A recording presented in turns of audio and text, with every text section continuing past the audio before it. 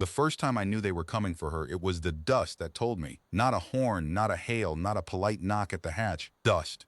The thin gray skin of it on the floor of the lower gallery shivered, settled wrong, and held a pattern it should not have held. Boot spacing. 4 sets, moving slow and deliberate down a corridor that nobody but me had walked in 11 years. I had laid that dust myself, season on season, sweeping it off the upper levels so the lower ones would tell me the truth. Now it was telling me. I put my hand flat on the floor of the shelter we called the burrow, and I felt them through the rock. Not loud, careful. People who came careful were always the worst kind.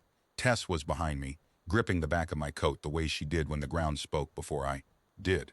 She was small even for her own kind, which is to smaller than a folded coat, light as a sack of dried beans, with skin the dull, luminous gray of riverstone after rain, and 2 pale eyes too large for the rest of her. She had pointed ears that lay back flat against her skull when she was frightened, and they were flat now. She did not make a sound. She had learned, in the place she came from, that sound was a thing you spent and could not get back. Down, I told her, and she went down, into the cut behind the water cistern, where the pipe ran warm, where a small body could fold itself into nothing, and a grown one could not follow. I had carved that cut the second week she was with me, before I had even decided to keep her, back when I still told myself I was only waiting out the cold. A man does not carve a hiding place for a child he means to give away. I knew that even then. I carved it anyway. How many, she breathed. Not a question, the way she said it. A count she was making. 4 that I can feel. There'll be more topside. I checked the load on the old slug thrower without taking it off the peg, just turned it so I could read the chamber. Reclaimers. She knew the word. Her ears went flatter still. I had hoped to keep that word out of the burrow a while longer, the way you hope to keep weather out of a season it has no business in, but the word had come down the corridor on 4 sets of boots, and there was no unsaying it now. Let me tell you what a reclaimer is. Since out here on the rind of settled space, the word means something different than it does in the bright middle of the galaxy where they print the writs. In the middle it means a clerk's instrument, a body sent to recover lost property of the diadem houses, where property includes their stray young, the ones born into a house and then mislaid by war or wreck or the simple carelessness of the powerful. A house that loses a child does not grieve it. A house that loses a child files for it the way you'd file for a strayed beast, and a reclaimer is the collection notice given legs and a long knife. The middle of the galaxy calls that order. Out here we have a shorter word. We call it theft with paperwork. I am Corin Vale. I was a ranger of the ward line before there was no more ward line to range, 11 years a walker. Of the cold frontier between the settled deeps and the empty, paid in coin that stopped coming the day, the deeps decided the frontier wasn't worth a budget line. When the pay stopped, I did not stop. A man gets a habit of standing between things. I kept the burrow, an old listening post dug into a dead moon the charts call Graywell and nobody else calls anything, and I watched the dark, and I sold the watching to whatever freighter would pay for a clear lane, and I grew old enough that my knees announced the weather before the weather did. It was a small life. It was mine. And then a wreck put a child in it, and the size of the life did not change, but the weight of it did, the whole weight of it, all at once. I had 11 minutes, by my reckoning of the boot spacing, before the first of them reached the gallery seal. I used the first of those minutes to lie. I keyed the burrow's outer panel and put my own voice on the open band, flattened board, the voice of a man whose biggest trouble that day was a stuck valve. Graywell post to approaching party. You're walking a registered listening post. Single occupant, licensed, state your business or hold at the seal. I made it sound like a chore. I have learned that the careful kind hate to be treated like a chore. It makes them wonder what you know that lets you be bored. The answer came after a pause exactly long enough to be insulting. A voice like cold oil poured slow. Warden of the post. This is a recovery instrument of the House of Sale, acting under Diadem Charter. We are retrieving a ward of the house, lost in the mare in transit 11 cycles past. Our charter grants entry, search, and recovery. Stand your seal open. Comply and you are nothing to us. Refuse and you become something. 11 cycles. I felt that land in my chest like a flat hand. 11 cycles past was the Marin wreck, the one that had scattered 3 lifeboats across this whole quiet quarter, the one whose long burnt corpse still hung in a decaying orbit 2 days out, where I had pulled exactly 1 survivor out of a hold pod with my own 2 hands and carried her, light as dried beans, back to a life that had no room for her and made room anyway. 11 cycles. They had not come for her in 11 cycles. They came now. No ward here, I said, bored still. Just an old man and a bad valve. You've walked a long way for the wrong rock. The post's air registers 2 breathing patterns, Warden, the oil voice said. 1 is yours. 1 is not. So they had a sniffer. Of course they had a sniffer. The careful kind always had the toy that made the lie cost more. I changed nothing in my voice. That is the whole of the trick, if you want to know it. When the lie is caught, you do not flinch. You simply make the next true thing sound exactly as bored as the lie did. Two patterns, I agreed. I keep a beast for the warmth. You've walked a long way to meet my dog. A silence. In the silence I could hear, very faint through the rock, the small dry sound of Tess breathing in the cut behind the cistern, slow and careful, spending nothing.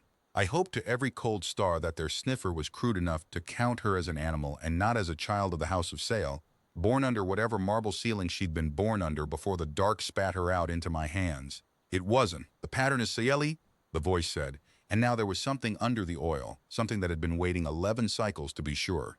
Cardiac signature, dual chamber, house marked. You are sheltering recovered property, Warden, and you have lied to a diadem instrument, the charge compounds. Open your seal. I good steel, old, the kind they don't pour anymore. It would hold a while, not forever. Nothing holds forever. The trick is to make a man on the far side of it believe you have all the time in the world and he has none. She's not property, I said. I had not meant to say it. The bored voice was the plan, and the bored voice would have served me better another full minute, and instead the true thing came up out of some older place in me, the Ranger place. The place that had stood between things for 11 years before this and would stand between this one last thing now.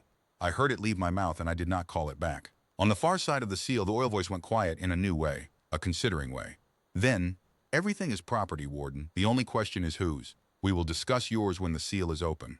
I cut the band. Then I went to work because 11 minutes had become 8, and a man who has decided to stand between a thing and the people who want it does not stand there with empty hands. He prepares the ground. The ground was the only ally I had left, and the ground and I were old friends. The burrow is not a house. People hear shelter on a dead moon, and they picture a hole with a door. The burrow is a deep thing.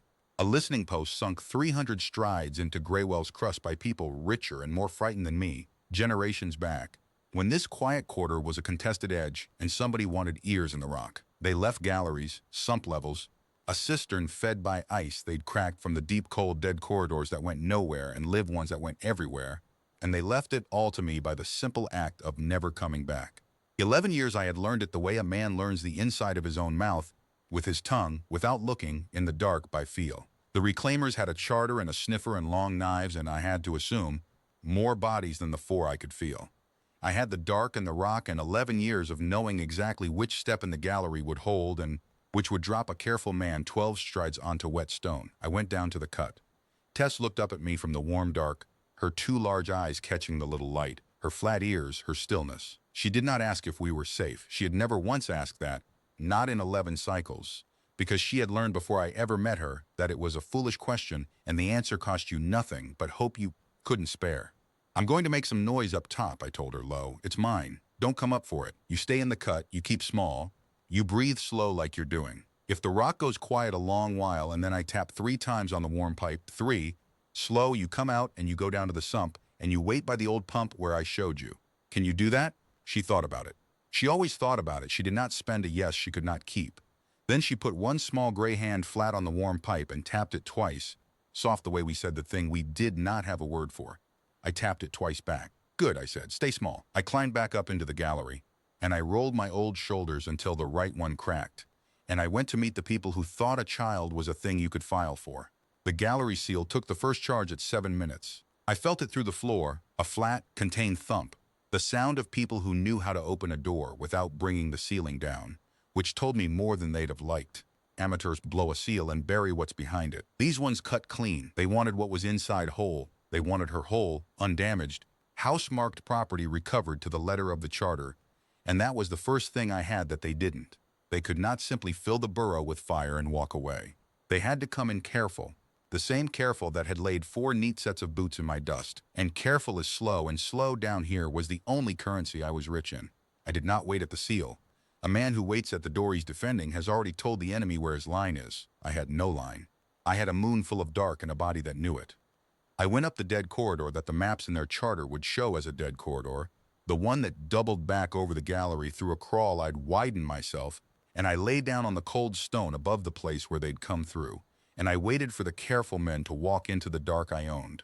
The seal gave on the 3rd charge. I heard it fold, not blow, fold, peeled back along a cut line by men who'd brought the right tool, and then the dark below me filled with the small sounds of bodies entering a space they did not trust. Boots set down toe first. The faint tick of a sniffer being swept. A voice, not the oil one, younger, single thermal, large, stationary, upper gallery. They had found my heat where I'd left it, a heater I'd wrapped in a coat and propped in the far corner of the gallery to read as a man sitting. Still. The careful ones moved toward it, the way careful ones do, spread covering angles, and I lay above them in the cold and watched 4 shapes become 5, become 6. And I counted and I waited and I did not yet move, because the thing about standing between a child and the men who'd come to take her is that you do not get to be brave first. You get to be patient first. Brave comes later, and it costs more, and you had better have spent your patience well, or you will not be able to afford it. 6 hands in the gallery, and the 7th body behind them that wasn't a hand at all. I let the count settle, and then I named them to myself, the way you name weather so it can't surprise you. Point man, lean, moving like he'd done this in worse holes than mine. 2 flankers. One of them young by the way he carried his eagerness out in front of his blade. A sniffer bearer with both hands full, and therefore slow to a blade. A heavy one who carried the cutting tool and walked like the floor owed him money. A 6th hand on rear guard at the chute mouth, and, hanging back at the folded seal where the light from their own lamps still reached, the 7th, the oil voice, older, robed under a half suit of armor, a reclaimer of rank who did not go first into rooms, he let his instruments go first. The young one had called him nothing, which told me he was the kind of man whose name you did not say out loud. I marked him as the one I would have to break, not with my hands. You don't break a man like that with your hands. He has people for hands. You break him the only way his kind can be broken, which is to make the thing he came to collect cost more than it is worth, in front of the people he pays to do his collecting. A house sends a reclaimer because a ward is an asset. The whole engine runs on the ward being worth the trip. Make the trip cost more than the asset and the engine stalls. That was the long shape of it. The short shape of it was 6 hands and their master in my gallery, and an old slug thrower and a moon full of dark. I started with the lamps. The burrow runs on a power spine I'd nursed for 11 years, and I knew every breaker on it the way I knew my own teeth. I didn't kill the lights from some panel like a man flipping a switch that tells them exactly where you are and exactly what you can do.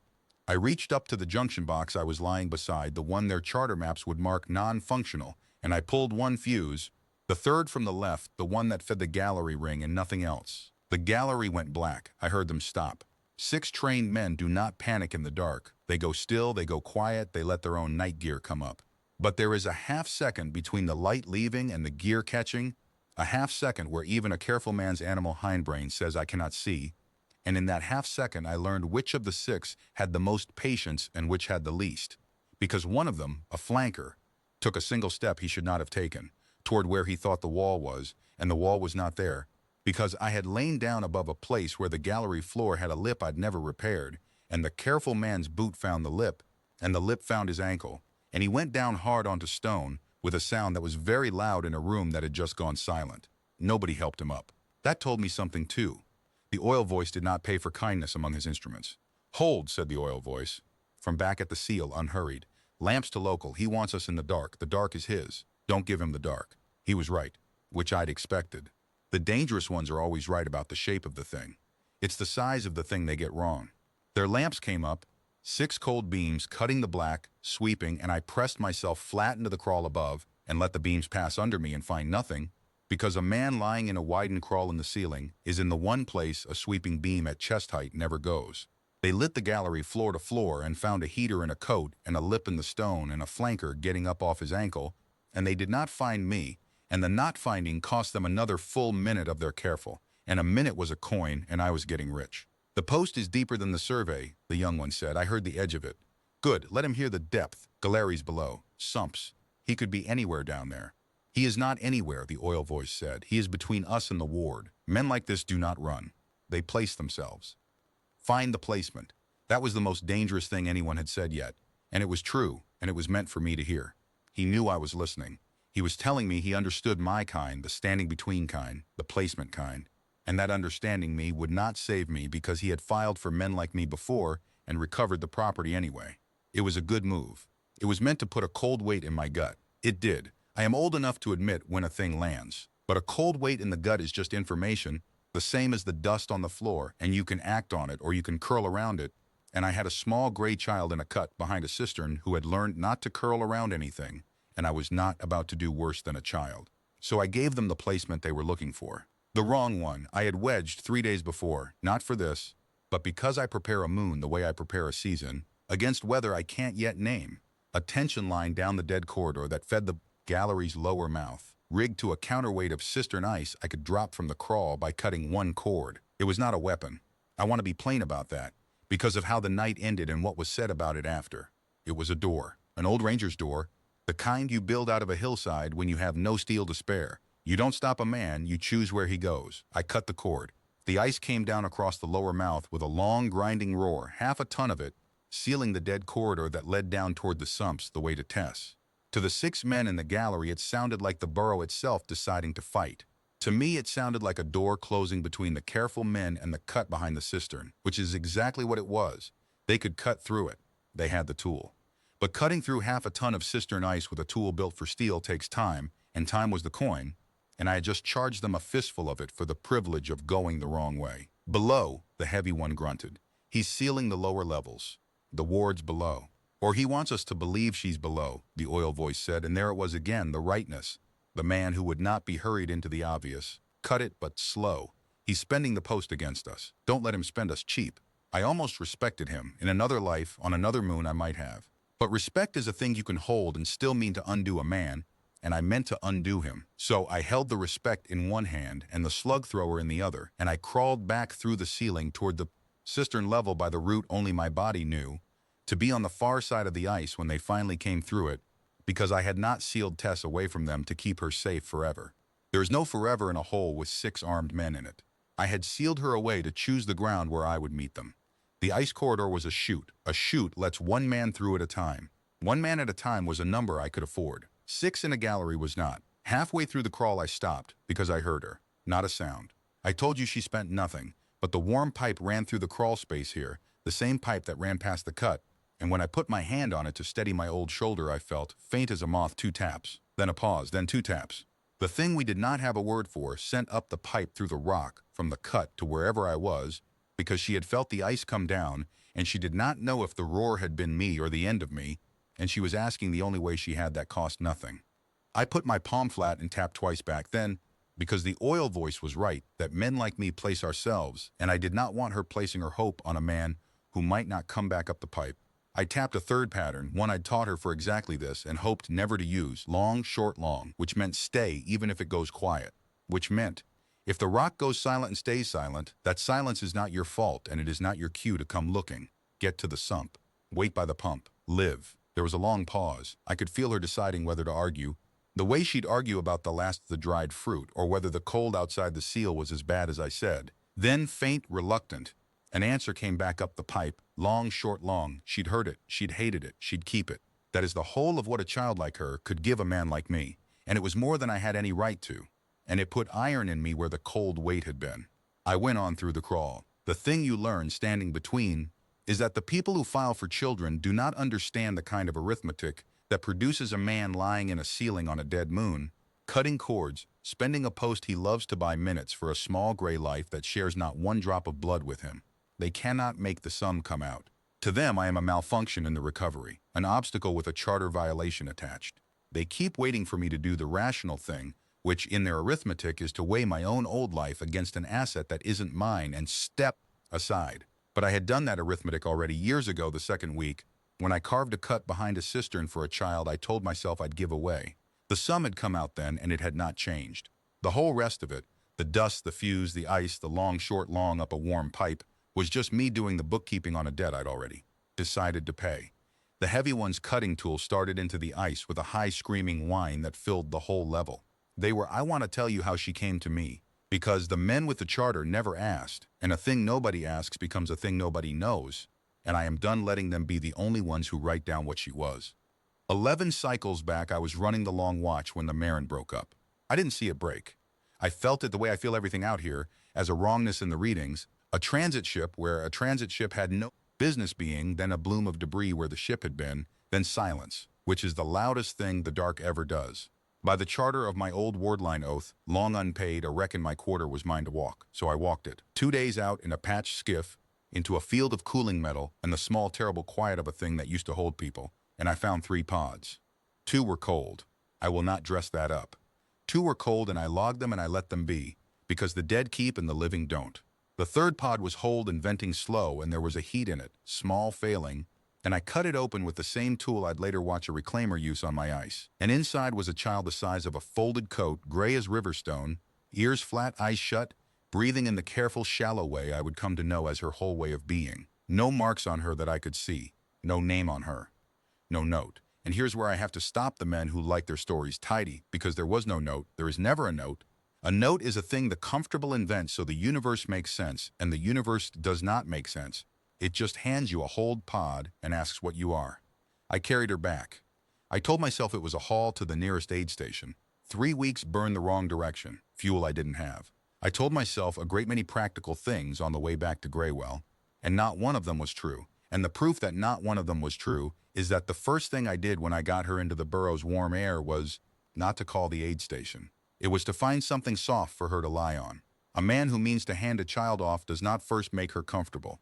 He keeps her in the cold a little so it stays easy. I made her comfortable, so it would not stay easy, so it would be exactly as hard as it was. She woke on the second day and she did not cry. I have raised, no, that's a word that wants too much credit. I have kept beasts in my time and known a few children at the edges of the camps the ward line used to run, and every young thing I ever met cries when it wakes lost. She did not. She woke, and she found the room with those 2 large eyes, and she found me, an old human she'd never seen, the wrong shape and the wrong color, and a member of a species her house had surely taught her was beneath the notice of the sail blood, and she did. The arithmetic, a child's version of the same cold arithmetic I'd been doing, and she decided I was not, that minute, a thing that would hurt her. And she went still in a way that said, I will spend nothing until I know, and she waited. That stillness is the thing I loved first. Before the gray skin, before the flat ears, before the warm pipe and the taps and the long watch of 11 cycles, the stillness. The refusal to waste herself on fear she couldn't afford. I had spent 11 years on a dead moon teaching myself that exact economy, and here was a small gray child who'd been born already knowing it, and something in me that I'd thought had gone cold for good leaned toward her like a man leaning toward a fire. I called her Tess because she needed a sound that meant her, and the Saley sound she'd been given by the house was a thing I could not make my human mouth shape and would not have made if I could, because that sound was the property sound, the ward sound, the sound on the charter, and I wanted her to have a sound that meant her and not them. Tess was my mother's name, from a green world I have never seen and never will, passed down to a frontier ranger to give at last to a gray orphan on a dead moon. Names travel strange roads, that one found its home. She learned my language slow and kept her own, and between the two of them we built a third, smaller language, made mostly of taps on the warm pipe and looks across the cistern, and the 2-tap thing we never named because naming it would have made it smaller than it was. She learned the burrow the way I had, by feel in the dark, and there were days I'd lose her and find her 300 strides down in a sump gallery, just sitting with her gray hand flat on the rock, feeling the moon breathe, and I'd sit down beside her and put my old hand flat too, and we'd feel it together. The slow, cold pulse of a dead world that wasn't as dead as the charts said, and neither were we. I did not tell her she was a ward. I did not tell her there were men in the bright middle of the galaxy who had filed a form with her in the blank, who were, even as we sat with our hands on the rock, letting that form ripen in some archive until the day a sniffer and a charter and 6 careful men would make the long burn out to the rind to collect. I did not tell her because I did not in my heart believe they would come. 11 cycles is a long time. Houses lose young the way you lose buttons. I let myself believe she was a button they'd stopped looking for. That was the one piece of arithmetic I got wrong. Not the keeping of her. The keeping of her was the rightest sum of my life. But the believing they'd stopped counting. A house does not stop counting.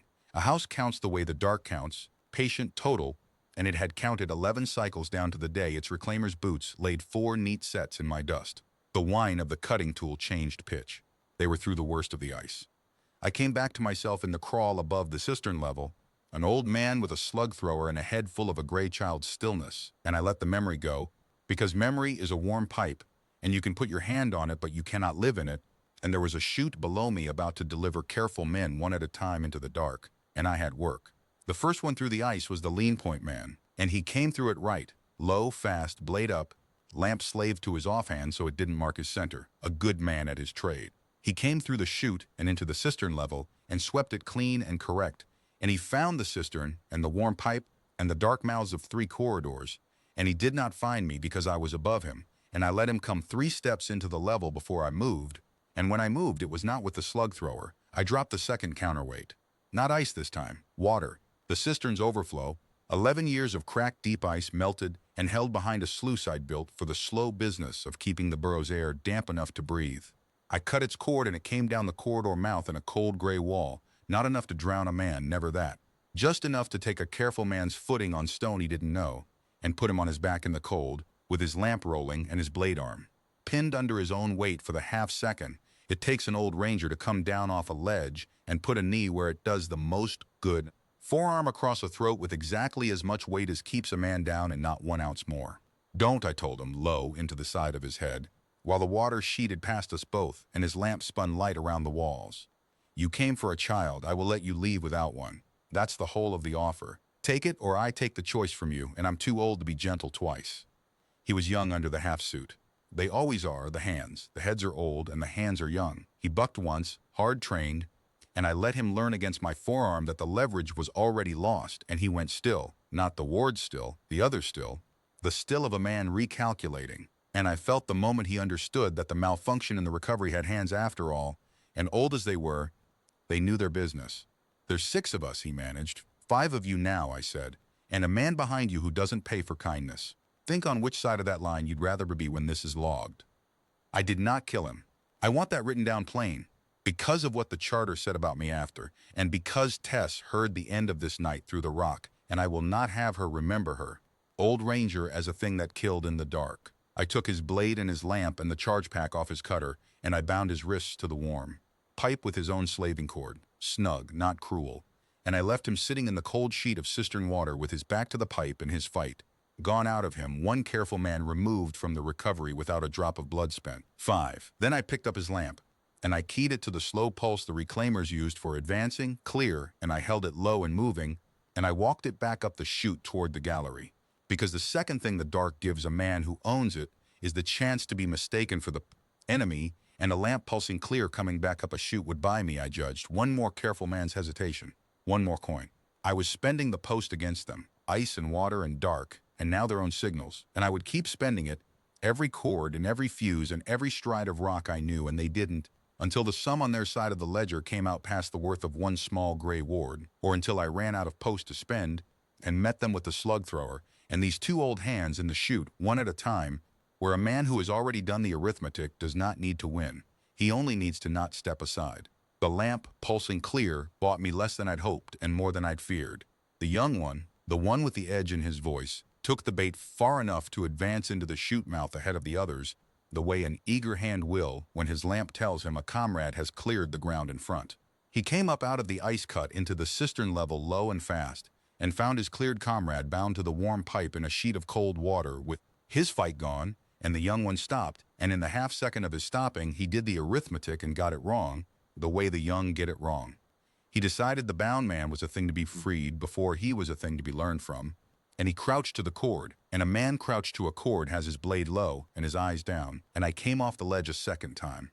I did not use the slug thrower on him either. I want that kept. I put my weight on the back of his shoulders and folded him forward over his own. Crouch into the cold water, and I had his blade arm and his lamp before he'd finished understanding that the dark had hands, and I held him there, not under, never the drowning kind. I am not that, and I would not have her remember me that.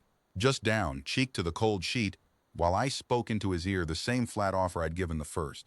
Your comrade took the deal, I said. Sitting right there, alive, dry as he'll ever get on this rock, which isn't dry but alive. You can take it too. Or you can make me old and unkind, which I'd rather not be twice in 1 hour. You came for a child, leave without one. She's house property. He got out, water and all. Recovery's lawful. You're the criminal here, old man, not us. Lawful, I said. You keep saying it like it's a wall you can stand behind. Let me tell you what lawful is, since you're young enough to still think it means right. Lawful is the word a house paints on the side of a thing it wants, so it doesn't have to look at the thing.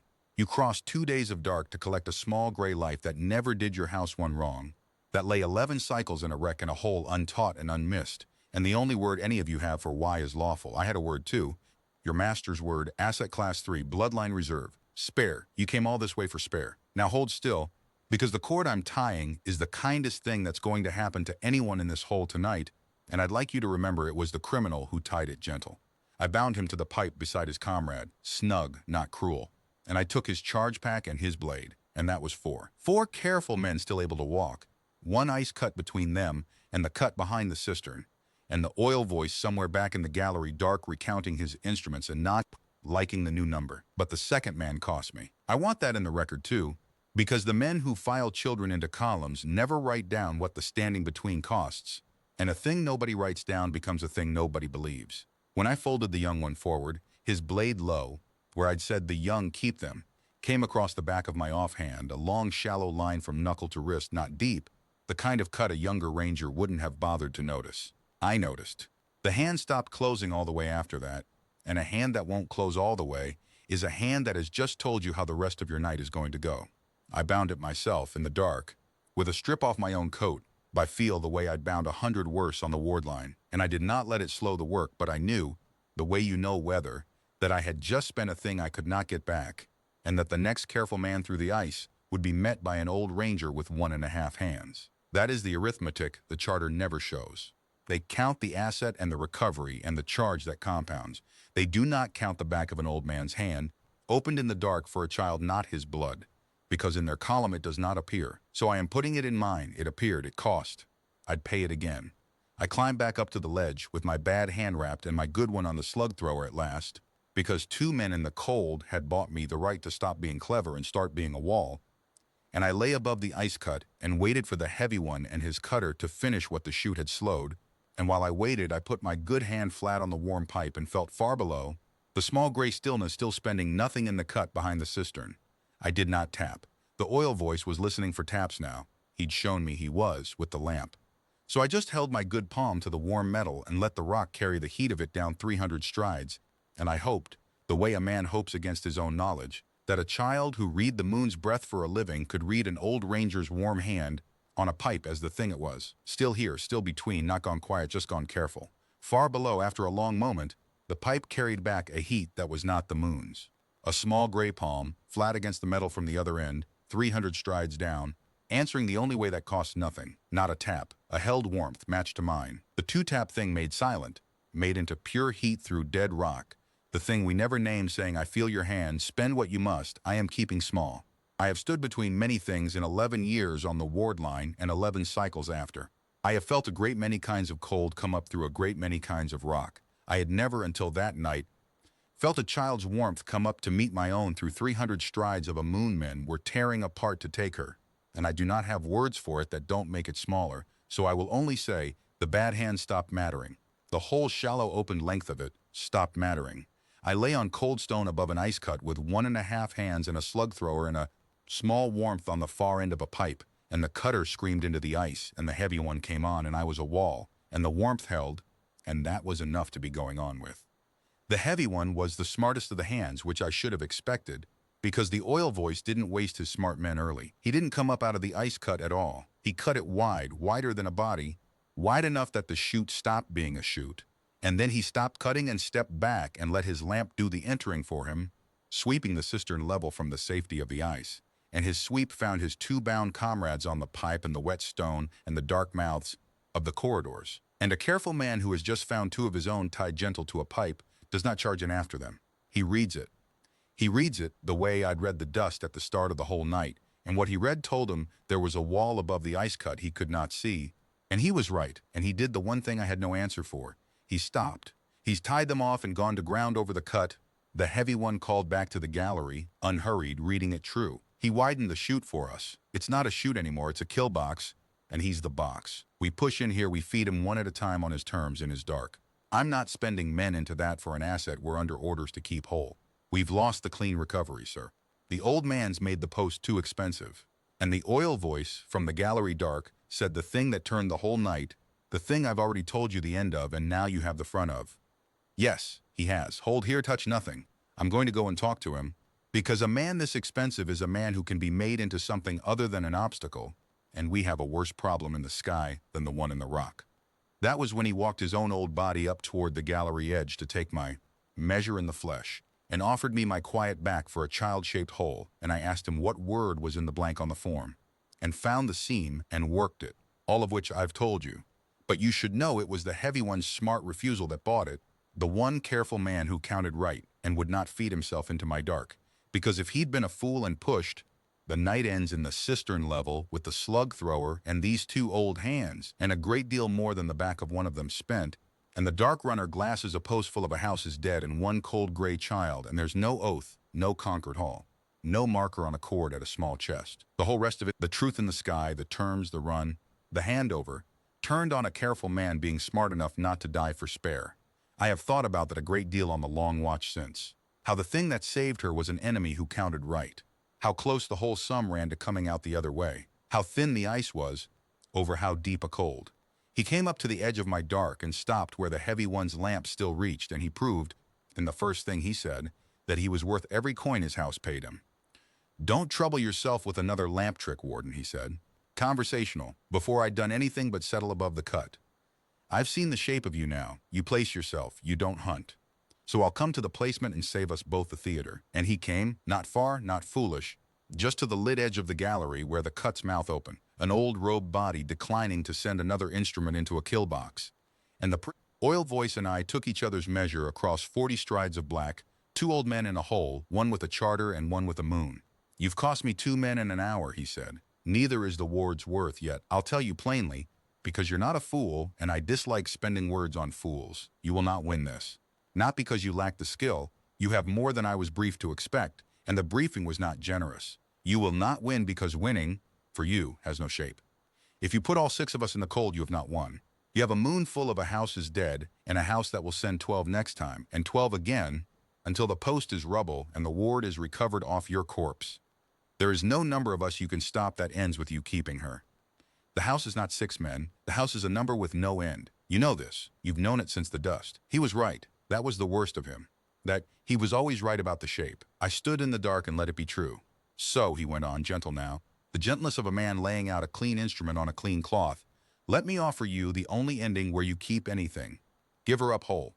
She is a ward of sale. Recovery is lawful. You have sheltered her in ignorance, and ignorance, I will certify, mitigates. Open the lower seal, set her in the chute, and I will log this as a recovery delayed by an old man's confusion. No charge that follows you. No 12 next time, because there is no next time. The asset is recovered, the file closes, and you go back to your watch and your valve and your long quiet alive, which is more than I am required to offer, and more than you will get from anyone the house sends after me. That is the whole of it. Her, whole for you, alive, and the file closed, refuse, and the arithmetic you've been so proud of stops being yours. It becomes the house's, and the house counts to numbers you can't. I will not pretend the offer was nothing. It was the most dangerous thing in the borough, more than the cutter, more than the men still on their feet, a clean exit with a child-shaped hole in it, certified, no charge to follow. He had read me right enough to know I'd weighed my own end already and found it light. So he didn't aim at my end. He aimed at the long quiet after, the watch and the valve, the small mind life I'd had before a hold pod put weight in it. "Take the weight back out," he was saying. "Go back to light. All it costs is her." "You said the house counts," I said. "What did it count her as, on the form?" "What's the word in the blank where her name should be?" A pause. He had not expected the question. "Ward in recovery," he said. "Asset class 3. Bloodline reserve of the House of Sale." "Why?" "Bloodline reserve," I said, "so she's spare. You came 2 days burned to the rind of the dark to collect a spare." I let that sit. 11 cycles? You let her lie in a wreck, and then in a hole on a dead moon, untaught, unmissed, a button you stopped looking for.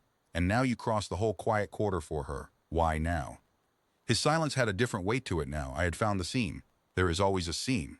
The careful kind are careful about everything, except the reason they're careful, and the reason is the seam, and I had been listening for it since the word 11 cycles landed on my chest like a flat hand at the seal.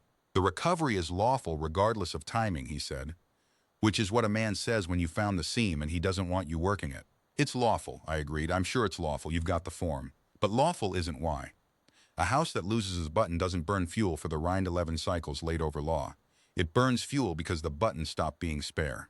Something changed in the House of Sale. A line ran short, a reserve became a remainder. The asset class 3 got promoted while she sat in my dark feeling the moon breathe, and now she's worth a reclaimer and 6 hands and the long burnout, and you're standing in my gallery, offering me my quiet back because your real orders are to bring her home whole, and you cannot do that if I make her cost too much. Can you? That's the seam, isn't it? Whole, undamaged. That's why you cut clean instead of burning me out. The house needs the reserve intact, which means every cord I cut and every man I put in the cold raises the chance you go home with damaged goods, and damaged goods is the one thing your charter can't certify around. The gallery was very quiet. Somewhere off to my left, the bound point man's pipe ticked as it cooled. The oil voice did not answer for a long moment, and when he did, the oil had thinned, and under it was the first true thing he'd said all night. "You are a more expensive obstacle than I was sent to price," he said. "That is not a compliment. It is a problem I am now solving in real time, which I dislike." "Solve it by leaving," I said. "I'll make you the same offer you made me. Go back to your house and tell them the reserve was lost in the Marin wreck 11 cycles past, which is true on every record but the one in your sniffer. Log her cold. Log her with the other 2 pods I found cold, and let be. A house that counts to numbers with no end will not miss one closed file at the bottom of a column. And you go home whole, and your hands go home whole, and there's no 12 next time because there's nothing to send them after.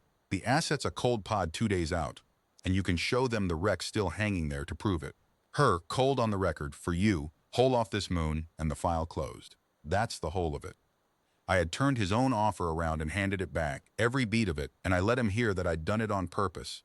Because a man like the oil voice respects nothing but a thing built as well as the things he builds, and I had just built him an exit with no child-shaped hole in it, one where the only cost was a lie on a form, and his kind tell lies on forms the way I breathe. "And if I refuse," he said. "Then we go back to the chute," I said, "and I keep spending the post, and you keep getting more expensive than your price, and somewhere in there you put me in the cold, because you're right that I can't out-count the house. But you'll do it slow, careful, whole asset careful. And slow is the one thing you can't afford with damaged goods on the line, and I will make every stride of it cost you a chance of going home with what you came for. You'll win, Warden, and you'll lose her on the way to winning, because I'll have made keeping her whole impossible by the time you reach the cut. That's the arithmetic now. Not yours, not the house's, mine. I'm the variable the form didn't have a blank for. It was a bluff laid over a true thing, which is the only kind of bluff worth making. The true thing was that I would, in fact, spend every cord and stair and fuse and finally these 2 hands in the chute one at a time and mean it. The bluff was that I was certain I could make her whole recovery impossible before they reached her. I wasn't certain. Nobody's certain in a hole with careful men still on their feet. But I'd built the bluff on the true thing's bones, and a bluff on true bones stands up under weight the way a lie never does. The oil voice was quiet a long time, long enough that I heard, very faint up the warm pipe through the rock, 2 taps from far below, the cut, the cistern, the small gray stillness asking, is it quiet because you're winning or quiet because you're gone? And I could not answer it without giving away that the pipe carried sound, so I stood in the dark and let her wait. And that was the hardest coin I spent all night, the not answering. Harder than any cord I'd cut. "You misjudge one thing," the oil voice said at last, and the new note in it stopped my breath. Because it was not defeat, it was decision. "You believe the house sent me to recover a reserve. The house sent me to recover a reserve before a rival house could. That is the timing you found the seam of, and you found it true, and now you'll wish you hadn't. The Marin transit was not an accident 11 cycles past. It was a culling, and the house that culled it has also, it seems, learned to count. There is a second instrument in the dark above this moon, Warden, flying another crest, and it did not come to recover the reserve. It came to close the file the permanent way, before sale can reopen it. I am the lawful claim.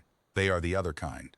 And whatever you think of my charter, old man, you would very much rather be standing between her and me." The gallery dark seemed to drop 10 degrees. "You're lying," I said, but I heard, even as I said it, the thing I'd felt at the seal and set aside, the boot spacing too clean, the cut too patient, the whole night with the texture of men who were not only collecting but hurrying, careful men moving fast, which is the signature of careful men who know that someone less careful is also coming. I had read it as house urgency. It was house fear. "I am many things tonight," the oil voice said. "A liar is the one I haven't been. Cut your post against me all you like. But the moment you put my last man in the cold, you have spent your moon, and you will meet the other instrument with nothing. And they did not bring a cutter for clean recovery, Warden. They brought the kind that buries what's behind the seal. So here is the arithmetic neither of us wrote.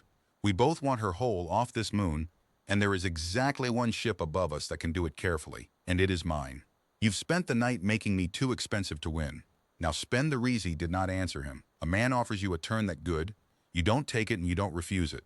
You go check it against the rock, because the rock doesn't lie and an oil voice in the dark does it for a living." I went up. Not toward him, away. Up the dead corridor that climbed back toward the post's old sensor mast. The listening gear I'd nursed 11 years for exactly the reason a man on the Rhine nurses anything. So the dark could not arrive without first being heard. I left the oil voice his stalemate and his 4 hands and his clean cut into the ice, and I climbed in the dark to the one place in the burrow that could tell me whether the worst thing he'd said was the night's first true thing or its last lie. The mast still lived, half-blind, patched, reading through 11 years of grime on its eyes, but it lived, and I put my old hands on the panel and woke it and asked it the question, and the moon's quiet sky gave me back an answer that put the cold weight in my gut to stay. 2 ships above Graywell, one in a parking fall, patient, a reclaimer's instrument flying the sail crest, the oil voice's ride home, and one higher in a fast predatory arc that no recovery vessel flies, dark running, transponder cold, sliding toward a firing solution on the post itself, with the unhurried certainty of a thing that has already decided what it will leave behind. No crest at all on that one. A ship that flew no crest was a ship whose house did not want the act on its books, and a house that doesn't want an act on its books has come to do the kind of act you don't put on books. He hadn't lied. The other kind was here. I stood at the dead mast with the truth of it, and I did the new arithmetic, fast, the way you do when the ground is changed under a sum you thought was solved. The oil voice and I had spent the whole night as opposites, his charter against my moon, his clean recovery against my refusal. And in the space of one true sentence we had become, against our wills, the only 2 parties above or below this rock who wanted the same impossible thing. A small gray child off Graywell whole. He wanted her whole for the House of Sales bloodline column. I wanted her whole because she was Tess, and she put her hand on the warm pipe and tapped twice. The wants could not have been further apart. The act they required was, for 1 hour, exactly the same. I hated it. I want that on the record, too. I hated that the ground had moved to a place where keeping her alive meant standing, for an hour, on the same square of rock as a man who'd come to file her into a column. But hating the ground does not let you off it. The ranger place in me, the standing between place, did the only thing it knew how to do, which was to look at the actual shape of the actual danger and put myself between the child and the worst of it, and the worst of it was no longer 5 careful men in my gallery. The worst of it was a dark running hull sliding toward a firing solution, and against that, the 5 careful men with their clean cutter and their whole asset orders were not my enemy this hour. They were the only ride off the rock that wouldn't bury her in it. I went back down. I came into the gallery openly this time, no lamp tricks, no shoot. And I let them hear me come, and I stopped at the edge of their light with my old hands out from my sides where 5 trained men could see. Them empty, and the oil voice and I looked at each other in the flesh for the first time. He was older than his voice, a long gray face, a half-suit of good armor under a charter robe gone dull with the burnout, eyes that had filed a great many things into a great many columns and not lost sleep over any of them. He looked at me the way you look at a problem you've decided to use instead of solve. "You've seen it," he said. "Not a question. Dark running. No crest. Firing arc." I kept my voice flat, the bored voice, because the bored voice was still the only armor I had, and I wasn't fool enough to take it off because the enemy had changed shape. "How long?" "My pilot makes it 40 minutes to their solution, perhaps less. They're flying it aggressive. They mean to glass the post and log the reserve lost to a frontier accident. A power spine failure, a sympathetic detonation, an old man's poorly maintained moon, tidy, deniable. The kind of file a rival house can close from across the galaxy without ever flying a crest." He tilted his head a fraction. "You built your whole night on making me too expensive to win cleanly. You succeeded. I cannot now recover her cleanly against your post in the time we have, and in 40 minutes clean stops being the question. So I will say the thing my charter does not have a clause for, Warden, and you will note that it costs me something to say it. I need your post. The moon you know in the dark, the corridors that aren't on my survey, the placement you've been so expensive about. I need the man who turned 6 instruments into 5 with cistern water, not against me, against them. Because the only ending where the reserve lives is one where we are off this rock before their solution closes, and the only path to my ship that their firing arc does not already cover runs through your galleries. And you are the only living thing that knows them. It was the second best offer of the night, and the second most dangerous, and unlike the first, it had the virtue of being true on the rock. I checked it against the rock anyway. In my head, the firing arc the mast had shown me laid over the post I knew by feel, and he was right. Their solution covered the obvious egress, the upper seal and the skiff cradle, the ways a recovery would naturally go. It did not cover the deep northern sump, the old emergency rise that the original frightened builders had cut as a bolt hole and never marked on any survey because the whole point of a bolt hole is that it isn't on the survey.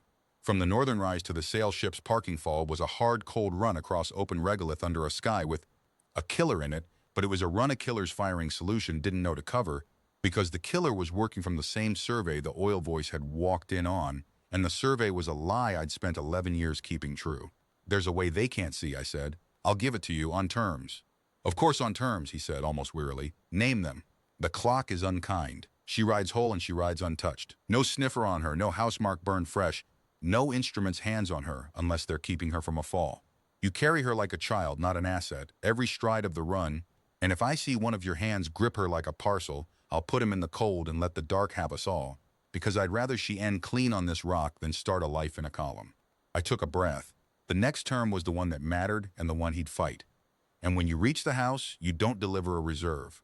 You deliver a survivor of the Marin culling who is under the protection of a frontier oath. Mine, the ward lines, unpaid but unbroken, and you put that on the record, your record, the one that follows.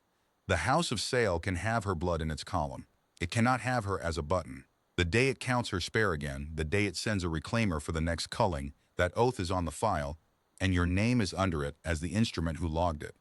You'll have made yourself the variable the next form can't blank. Those are the terms. Her whole, her named, her oath marked, or I keep my moon and we all stay for the dark runner. He was quiet. And in the quiet I watched a man who filed children into columns for a living do a sum he had never been asked to do before, and I watched cost him, and I did not enjoy it the way I'd have enjoyed it an hour ago, because we were both, now, just two old men trying to get a small gray life off a rock before a house with no crest came to erase it.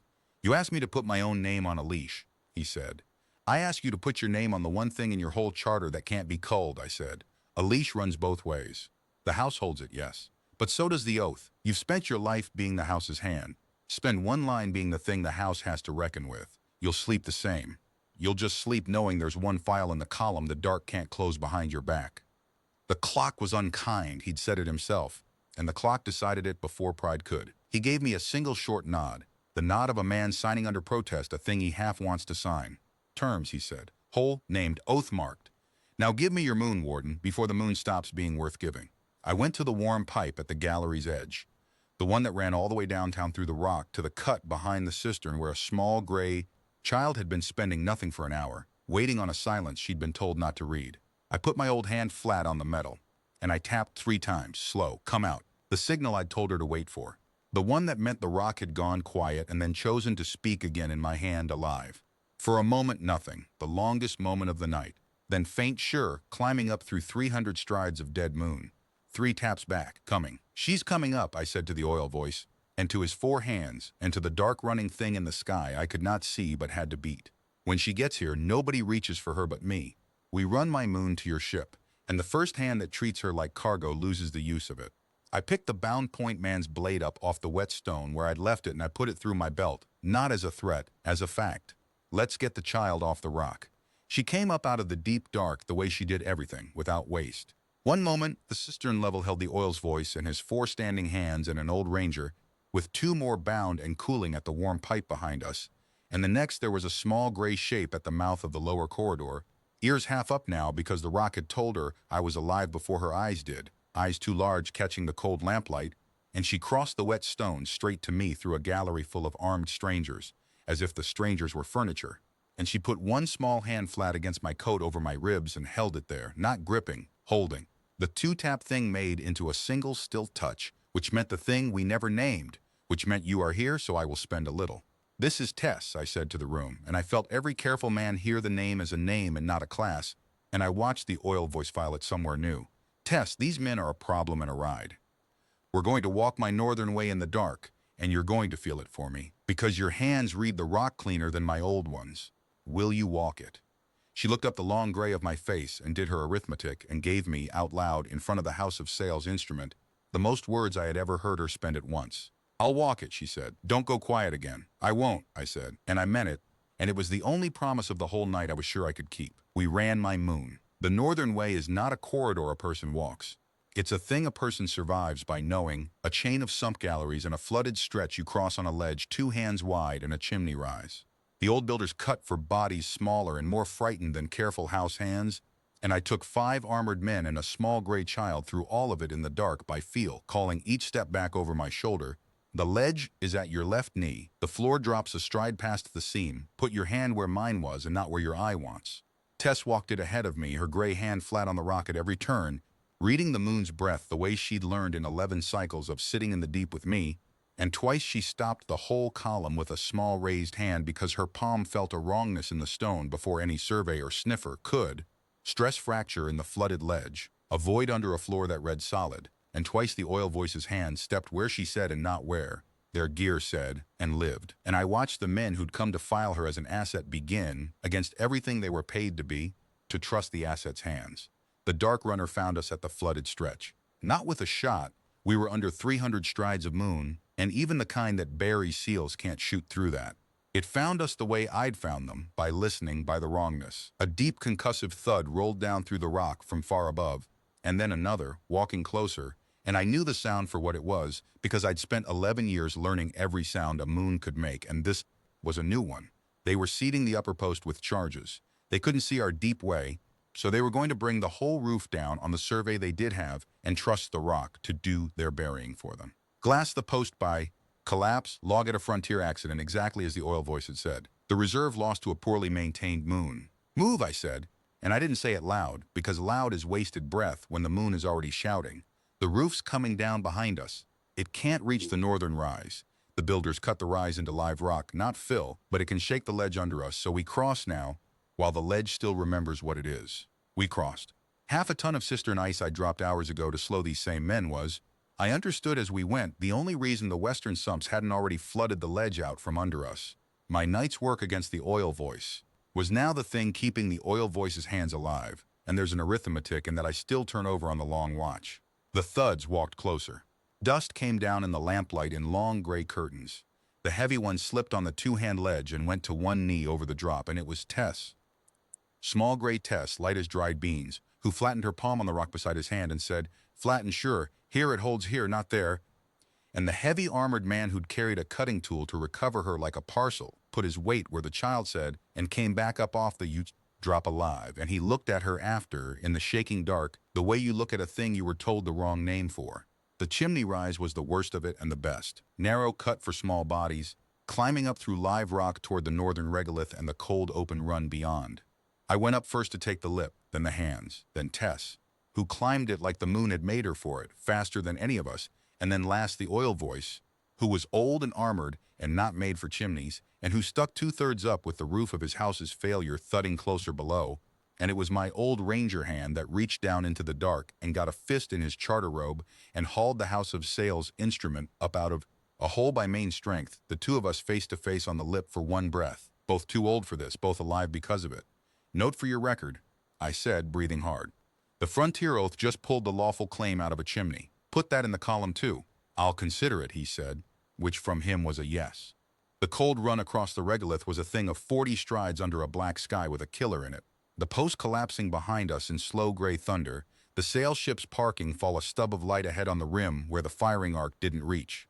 Because the firing arc had been drawn off a survey that didn't have a northern rise on it. The Dark Runner's charges had bought it nothing but a buried lie. We came up the ramp into the sail ship's lock. The oil voice, his 4 hands, an old ranger, and a small gray child carried the last stride against my chest because the cold out there was the real kind, and even the ward's economy has limits, and the lock sealed and the ship lit its run, and Graywell fell away below us. My whole small mine life collapsing into a gray scar on a dead moon, 11 years of dust and warm pipe and the cut behind the cistern gone, and I found I did not grieve the moon at all. The moon had been the Dark Runner, came after us off the moon, of course. A house that has flown crestless to bury a child does not turn home because the child climbed a chimney. It rose off Graywell behind us in that same patient predator's arc, and it began to close, and for a stretch of the burn the sail ship's pilot flew a hard, quiet run with the killer narrowing behind. And I sat in a strange, bright lock with a small gray child against my ribs and an old enemy at the controls and learned what it is to be cargo in. Someone else's fight after a whole life of being the one who chooses the ground. It was the oil voice who chose the ground in the end, and he chose it the way I taught him without meaning to. He did not run for home. He turned the sail ship across the Dark Runner's arc and lit every transponder and every recording band he had and put the whole engagement on the open record, loud, crested, witnessed. And a house that flies crestless to do a quiet murder cannot finish the murder once the murder is loud. The Dark Runner had come to do a thing the dark would swallow. The oil voice took the dark away from it. He filled the sky with the sail crest and a live record of a crestless hull firing on a lawful recovery, and the crestless hull, which existed only so long as no one could prove it existed, broke off its arc and ran for the deep, because the one weapon it had never armed against was being seen. He'd learn my whole night in an hour, spend the ground, make the thing they came to do cost more than they'd priced, take away the dark they were counting on. I watched the House of Sails instrument beat a culling ship with nothing but light and a record. The exact arithmetic I'd worked against him in the gallery turned now against a worse enemy, and I understood that I had not, after all, only been defending a child on a dead moon. I'd been teaching a man who files children into columns that there is another kind of sum. Whether it took, I would not be there to see, but it had taken for 1 hour, and 1 hour had been enough to keep her whole. They put us off at a Concord way station 3 days out, neutral ground, the kind of place where claims are heard and oaths are filed, and even a house has to mind the witnesses. And there, in a bright Concord hall with too many eyes for anyone to be quietly culled, I gave her up. I want to be plain about what that was and what it wasn't, because the charter that got written after used soft words for a hard thing, and I won't. It was a handover. Tess is a daughter of the House of Sale by blood, and the mare and culling that scattered her was a crime inside that house, between its lines and the law that could call it a crime, and the kin who could shelter her from the next one were on the inside, not out on the rind with an old ranger and a dead moon. I could keep her from 6 hands in a hole. I could not keep her from a number with no end. Not for a lifetime, not as one man on a borrowed rock. The oil voice had been right about that at the seal, and he was right about it in the bright hall, and being right about the shape of a thing does not stop it from breaking your chest. So I filed the oath, out loud in the Concord Hall, with the sale instrument under it as the recording witness, exactly as I'd made him swear in the gallery dark. That Tess of the Marin's survival, called Gray of Graywell, was under the unbroken wardline oath of Corin Vale, Ranger, and that any hand that counted her spare again, any form that blanked her into a column, any culling that came for her a second time, would answer to that oath on the record where the dark could not close it. The house could have her blood and her name and her place in its lines. It could not ever again have her as a button it had stopped looking for. I made her a thing the next form couldn't blank. It was the most I could give her, and it was not as much as I wanted to, and that gap is a thing I carry now on a different watch in a different dark, and will carry until I'm cold. Then I knelt down these old knees on a Concord floor, announcing the weather of my whole life, so that I was at her eye level the way the moon had taught me, and I took off the thing I'd worn 11 years on a cord under my coat, an old wardline marker, a small cold disc of frontier steel that meant a man had once been paid to stand between things and had gone on standing when the pay stopped, and I put it over her gray head and let it hang at her small chest where the house mark should have been and now never would be alone.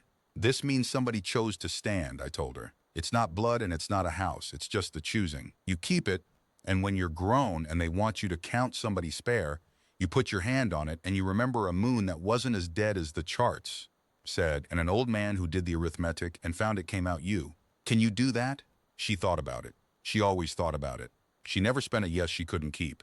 Then she put one small gray hand flat over the cold disc on her chest, and the other flat against my coat over my ribs, and she did not tap twice. She held both still a long time in a bright hall full of witnesses, spending more than I had ever seen her spend at once, because this was the one silence I had not told her to read, and she had decided to read it anyway and answer it whole.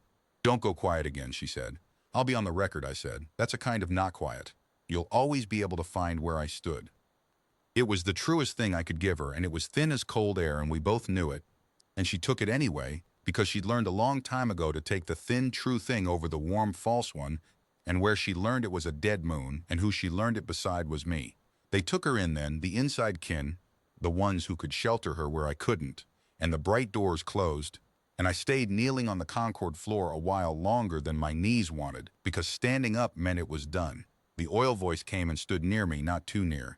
He had filed his record, the oath was on it, his name under it, the leash that ran both ways now snug on the House of Sale for as long as the record held, which on the open Concord band was longer than either of us would live.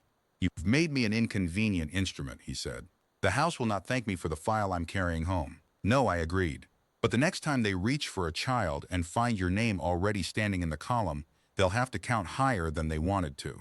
That was the whole job. It was always the whole job. He looked down at me, an old man kneeling on a floor. My moon gone, my child gone inside bright doors, my whole small life spent down to a cord with no marker on it and 2 empty hands. Was it worth a moon and 11 years and everything you had, he asked, and I think he truly wanted to know, the way a man wants to know the answer to a sum he's never been able to make come out. I got up. The knees announced the weather. I looked at the bright doors she'd gone through, and at the record band still warm with her name and her oath, and I gave him the only true number I had, the one I'd carried since the second week, since a hold pod and a small failing heat and a cut I'd carved for a child I told myself I'd give away. They sent a form with her name in the blank, I said. I sent her home with mine under it. Count that however your house counts. Out here we call it square.